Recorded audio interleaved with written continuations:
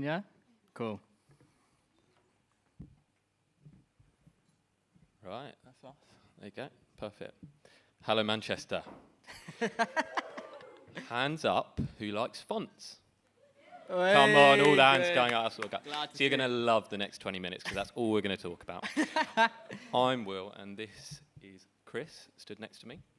We're the founders and creative directors of Studio Drama, and big thanks to the team at Craft for having us tonight. We're super excited to share the thoughts on type design past, present, and future. Drama is a brand-led type foundry based in Hoxton, East London, founded in 2021. We've been partnering with agencies and brands to create some of the world's most exciting custom typefaces for the last few years. If we don't say so ourselves. And put simply, we occupy a space between a branding agency and a type foundry. So Chris and I spent much of our careers in branding agencies, likes of JKR, Pentagram, Brady Associates, things like that. And the red thread throughout all of these projects was always custom type. It was the thing that we loved, it was the thing that brought us together. And that sort of brand first thinking and that concept, that craft, that storytelling, we pair that with the rigor and sort of production quality of a type foundry. We work with our clients on a wide range of typographic output, so obviously a custom brand typeface, so anything from a single cut to a superfamily. Logo type refinements tend to always fall out of our work just naturally because we're working during the branding process when we're collaborating with branding agencies. Type prints are something quite unique to us, so we offer sort of quick and dirty sort of type concepts to help sell custom type into the client. And of course, language extensions too for the larger brands that have work across multiple markets. And then typographic strategy too, so the practical guidance on how that type is going to be used out in the world. So think like a typography section within a brand guideline. And although it's just us speaking tonight, it's very much a team effort, and we couldn't do it without them. So we're not like your classic sort of name on a door agency. We're a trusted core team of 8 in London and a network of sort of designers, strategists, PMs who help us handle script extensions, production, all around the world. And these are the talented human beings who make that work happen. We partnered with somewhat iconic brands too across tech, FMCG, sports, charity. That variety definitely keeps our work fresh, and it stops us being too pigeonholed, and it's really helped us build credibility quite quickly. And what unites all of these projects is type. Each brand wanted to sound and look like itself, not like everyone else, and this is ultimately the crux of what we're going to be talking about tonight. But enough about us. We're in a fascinating moment for design. Tonight we want to talk about how design is shifting faster than ever. New tools, new platforms, new behaviours. It's never been so easy to just create, almost too easy at times. But in typography, we think the most interesting shift is definitely happening. Type has always been the silent workhorse of brand design. It's everywhere. But for the last 2 decades, it's been stuck in almost a loop of sameness. And we think that's starting to change. But we must first tell you how we got to this point. And we've only got 25 minutes tonight. So we're going to attempt, or I'm going to attempt, to run through the entire history of type design in 60 seconds. Do you reckon he's got this? Yeah, you've got to help me along here. So I've practiced this quite a few times. So let's see how we go. Deep breath. Let's rewind. 1450, Gutenberg invents the printing press. Suddenly, books go from monks to the masses. Renaissance, Garamond brings elegance, humanism, readability, the fine wine of type, both legible and distinctive. 1700s, Baskerville, then Bodoni, then Ditto. High contrast, sharp lines, beautiful for large use, but not most legible at small sizes. 1800s, industrial revolutions, billboards, posters, type shouting from every wall, lots of quirky, grotesque, beautiful. 1900s, modernism, Futura, Gill Sans, clean, geometric, optimistic, the future in letter form, still looking fresh in 2025. Mid-century, Helvetica, efficient, neutral, everywhere, the corporate uniform of typefaces, the first sign of bland things to come. 60s and 70s, photo typesetting era, distinctivist overload, think Letraset. 80s and 90s, Apple and desktop publishing, fonts in every office, some classics and a lot of Comic Sans. Mid to late 90s, grunge, rave flyers, early internet, and then it all gets a bit boring. We enter a time where suddenly everything looks suspiciously the same. Well done, Nott. Very good. That's my performance for tonight. Then the 2000s, when the sameness started creeping in. YouTube, Twitter, Facebook entered the chat. Tech brands start to shape culture. Sans serifs feel modern, flexible, screen-friendly. Serifs and slabs, unfortunately, start to feel a bit old world, more print. Globalization means everyone can see what everyone else is doing, and the choices start to converge. Obviously, the iPhone, a massive turning point. Mobile-first design, needed clarity for small screens. Sans serifs really reinforced that default choice. And then we suddenly needed to really think about clarity and optimize that. Devices start to fit in our hands, so things got a lot smaller. Obviously, you can pack more pixels. However, these things still fit in your palm. So sans stayed the dominant for usability across the board. Accessibility became very important, and designers started to focus on that a lot more. Legibility standards really started to rise, but the same fonts were used over and over and over again. Any modern typeface, from our opinion, should always pass the imposter test. So believe it or not, these are 3 different letter forms. Wow. The capital I, lowercase l, and numeral 1, all set in Gill Sans. Good luck telling them apart.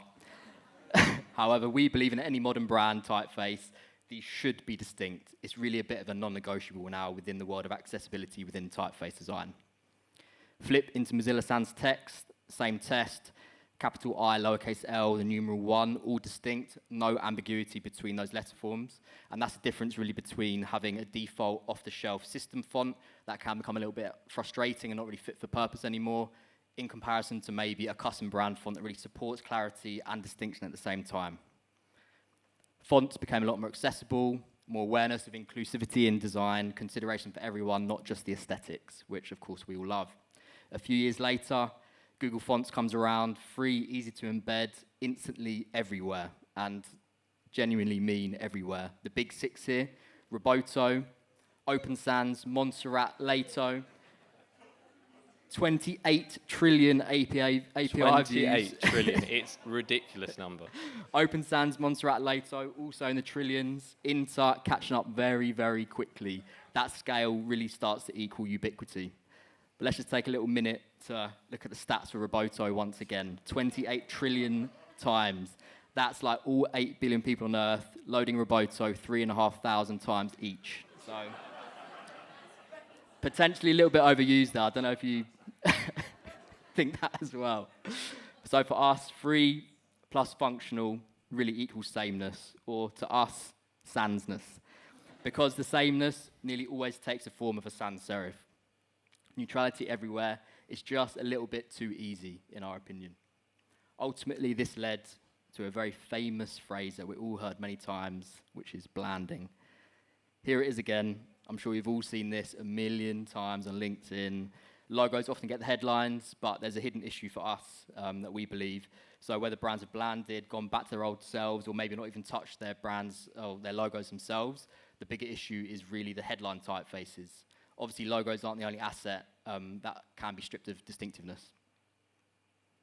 So, very importantly, speaking the same as millions of others can be very damaging for your brand. So another test. Take this for an example. These are 6 different businesses that you all know very well. But once you strip away the branding, what identity is really left? Without color, logo, brand assets, it's impossible to tell them apart. So whose fonts are they? Here they are.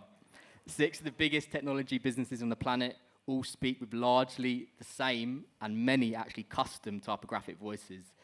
We really think they're missing a big opportunity here to stand out amongst the competitors with the most used brand tool, which is, a lot of the time, the typeface itself. This represents a much wider problem and 20 years of sameness. We believe many brands now have a typographic illness, something we call the Sansdemic.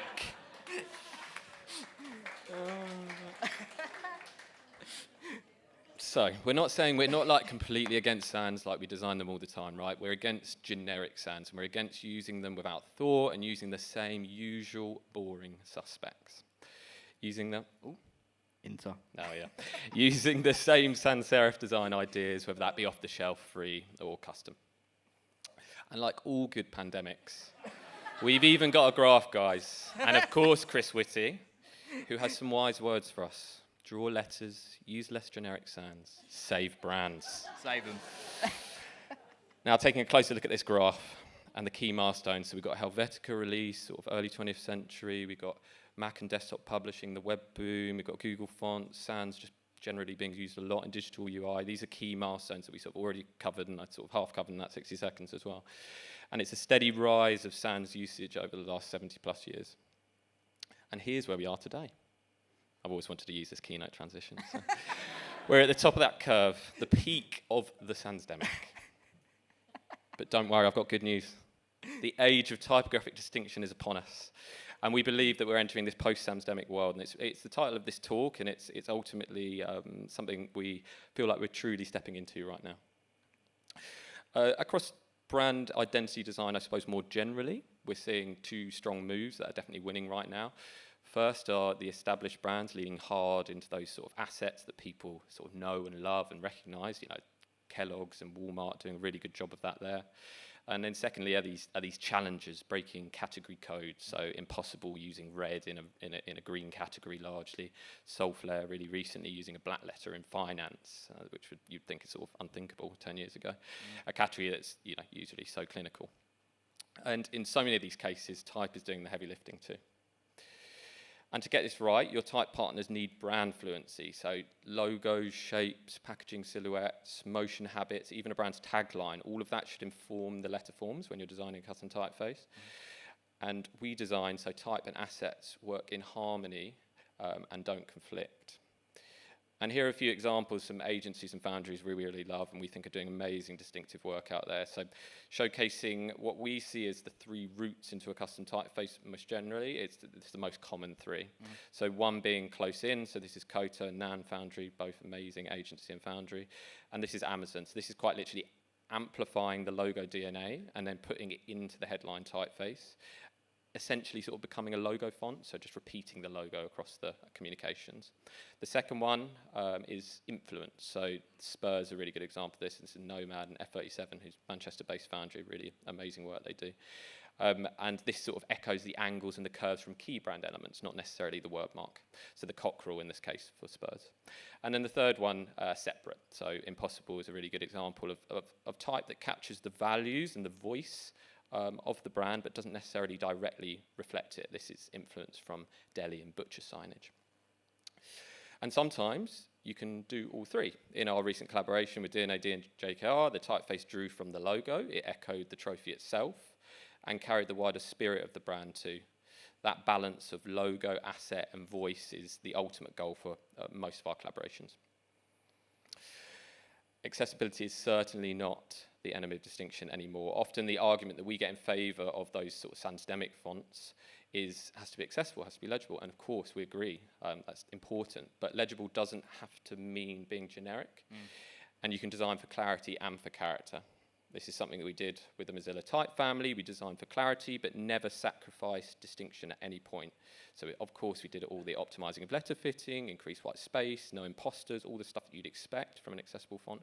But we designed everything to the point where it felt undeniably sort of Mozilla in every letter form. We really leaned into those legible ideas rather than shying away from them. It even reads better than traditional legible fonts, in this case Times New Roman. Often projects live and die by their results, especially for a brand like Mozilla. And distinctive fonts are actually proven to be more memorable. So based on a recent Harvard study, chances are you'll remember something written in papyrus at 14% better versus something more generic like Arial. The idea is that the letters stand out and that aids retention, so you remember it better. And that's obviously going to be a great thing for brand messaging.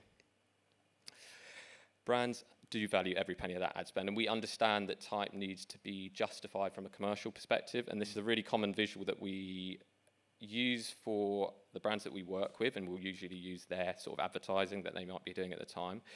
And it practically shows how much type dominates their brand communications. So we know that logo, color, tone of voice, art direction, packaging are all super important parts of the toolkit, but you can't deny that type takes up roughly 55% of that asset. And of course, the logo, really important, but it does only take up 3%. And I'm not saying that the logo doesn't matter, but type is doing a lot of the heavy lifting so often, across communication. So we encourage brands to really invest where that attention really lives. Gatekeeping is a thing of the past. So this is our biggest ick of the type industry. We really don't like this. We want to break some of the gatekeeping around type design. So often, type foundries, type designers may use complex terminology that you may have never heard in your life. So you'll hear, maybe we'll say some of these things tonight, bar, descender, counter, etc. But it doesn't have to be like that. It can be horizontal line, inner bit, squiggly bit, like as long as we're all talking about the same thing, it's all good. And these are just a snapshot of some of the things we've heard, and we ultimately want to make talking about type just as accessible as possible, because we believe that is just a better thing. Of course, AI is going to speed up the process. We know it just like any other industry on the planet. And we've seen that rise happen so much, even just in the time that we've been going for the last 4 years at Studio Drama. It's already clear it's going to be a big part of the process, not a replacement, but a tool we can definitely use alongside our designers. Ultimately, we hope that it lowers the barrier for custom, so it makes it easier to explore large scripts, languages, stylistic ideas further. We think it could be a really positive change, and making it more generally affordable for smaller brands too. So I'd say we definitely predict a future where every brand, big or small, goes custom. So no matter the size of the company itself, every brand today, if you think about this, commissions a unique logo, color palette, even a custom icon set. Yet when it comes to typefaces, your most engaged element, a lot of the time, we still very heavily rely on generic libraries and the same retail off-the-shelf fonts, which is not necessarily the best idea. So we really see a world where that changes, where typefaces become the final crucial custom piece of that brand toolkit. Very, very important. So if you're going to join us on this mission, here are 7 laws that we'd like to share from our process. Very similar to Andy's, very profound points as well at the end. From 5 to 7. So first up, amplifying brand DNA, really, really important. So for the Heinz typeface family, it was a very brand-first strategy. It was all about preserving and evolving that iconic DNA that we're all so familiar with. Every letter in the Heinz type family was crafted to feel like Heinz, even in isolation. So iconic assets like the keystone, for example, we started to see how we could integrate characteristics from this and embed those into the letter forms as well. So you can see here that 100-degree angle started to affect the angle of the cross stroke on the lowercase t, for example. We expanded this DNA across the full typeface. Previously, the Heinz brand can only speak in uppercase, so we got involved to really understand how that DNA could then start to influence the new lowercase set that we created as part of the project. So here you can see the same ingredients, but 26 new varieties, giving the brand more control, more tonal range than ever before. So they could only really shout previously, but now they can be softer where they need to as well. Super important for any modern brand. So with that fundamental DNA really clarified, we can then move into adding new ingredients into the recipe itself. So this was the rich reduction, Heinz Sans, but still very much built from the same beloved recipe that we're all familiar with. So 2 typefaces, one Heinz, Heinz label at the top for display, Heinz Sans at the bottom for more hard-working body copy back-of-pat scenarios as well. And of course, a typeface and fonts within that typeface, they should have unique uses. So here we worked with JKR to really understand strategically where these typefaces and fonts could start to be used across the wider brand world. So here you can see Heinz label being used much larger for product names, varianting, for example, and then Heinz Sans, as I mentioned, was built for those smaller, harder working scenarios like back of pack. And here's Wieden & Kennedy's latest campaign for Heinz, one that you might have seen on LinkedIn again. But for us, this really shows custom type in its proudest form, a really, really powerful asset. So with that amplified brand DNA, it really helped to create that instant association to Heinz purely just with the typeface alone. Number 2, craft type with intent. So for us, every design decision should really have a purpose. So for D&AD, here it was all about how much could the pencil influence the typeface, and also build with motion in mind. So first up, we looked at expanding D&AD's brand typeface, which of course was the iconic Franklin Gothic, but the job here was to make it both display-driven and personality-driven simultaneously. So we looked at purposefully embedding these pencil cross-section characteristics into the letter forms, into the punctuation, and into the details as well. Even the weight range was really inspired by pencil. So here we shift from an H all the way to an 8B across a variable axis. So again, trying to think about how we can lean into branded ideas in the typeface design space at the same time. And then here it is in all its glory, pencils absolutely everywhere. Yeah, big up to the JKR motion department for absolutely killing it with these. 100%. Break category codes, important. And then give it away to the world. So for Mozilla, it was all about harnessing the power of standing out. They were already really on their way to doing that. The fact that they owned a slab serif typeface within the text space, usually using those same generic sans serif typefaces that we're also familiar with. So we really doubled down on their slab serif legacy, but we gave it a little bit of a new lease of life through three things actually: width, weight, and then also unique letterform designs as well. So a double-story G is traditionally seen as an old letterform, but here we tried to think about that in a bit more of a contemporary way. Even thinking about how Mozilla could maybe own letterform designs as well. Ultimate flexibility, of course, important for multiple touch points for a brand like Mozilla, products, physical, digital. It had to work really, really hard. So creating a typeface family that had a lot of flexibility and variation within it was a great tool for them as a brand. Brand first thinking, of course, super important to any project. So here we created a uni-width, also known as duplex, also known as multiplex weight range. And this, for us, was a perfect solution for Mozilla, as they are a screen-centric brand. And what this means is that you eliminate text reflow when changing weight. Really difficult, but super appropriate for Mozilla. So here you can see flexing from a light all the way to a black, an extra bold, without the kind of design shifting. So practically speaking, for like some of their designers, as they're working across loads of Figma files, they can literally change the whole, just go to a regular to a bold or whatever it may be, and nothing will shift. So they don't have to adjust their design at all. So it's a super useful tool for their design team. And then practically use like exactly. More simply, you can see how this works really well for on-hover interactions on buttons within the digital space, for example. And finally, of course, respect the brand's promise. So Mozilla was all about open standards, so open source everything. So now the Mozilla typeface family is free for everyone to use in Google Fonts. So after this, please go and have a look, take it for a spin. It's free, it's great. Design holistically, another important one for us. So for the RSPCA, it's all about putting society back into the RSPCA, another JKR collaboration. So importantly for this one, is all about looking back to move forward. We like to do this quite a lot in our projects to really do the due diligence to make sure that we understand what had come before we got involved with the work. So for this one, it's all about locating the red thread. And in this case, for the RSPCA, it was the Great British Grotesque, which is a classification in typeface design. More specifically, Grotesque number 9 was a typeface that we kept finding within our research, which was a woodblock typeface. This would then, the RSPCA had lots of strong roots in protest and activism, and big bonus here, the fact that Grotesque number 9 was used here too, so the threads were definitely threading when we were going through this part of the process. With that foundation in place, we then started to think about how we could integrate more contemporary design details within the letterforms as well. So here you can see the new illustration style and how those details started to find their way within the letters as well. So we had that grotesque approach, the RSPCA-ness. We had the human quirks and contrasts inspired by rallying, that kind of societal aspect. And then we had the curved and blunt illustration details, making it super harmonious, super holistic as an asset. Here you can see the full set, upper, lower, lots of ligatures, which you can see here where 2 letterforms connect, and in this case, actually 3 letterforms.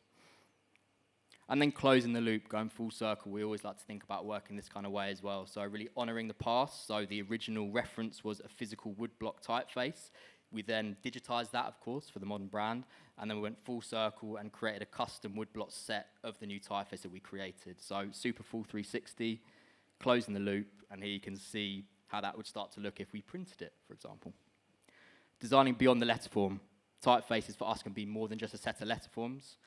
So building contextual ligatures, we actually hid a few Easter eggs in the Mozilla typeface. So when they type *Zilla *, the new mascot appears, which we also made variable.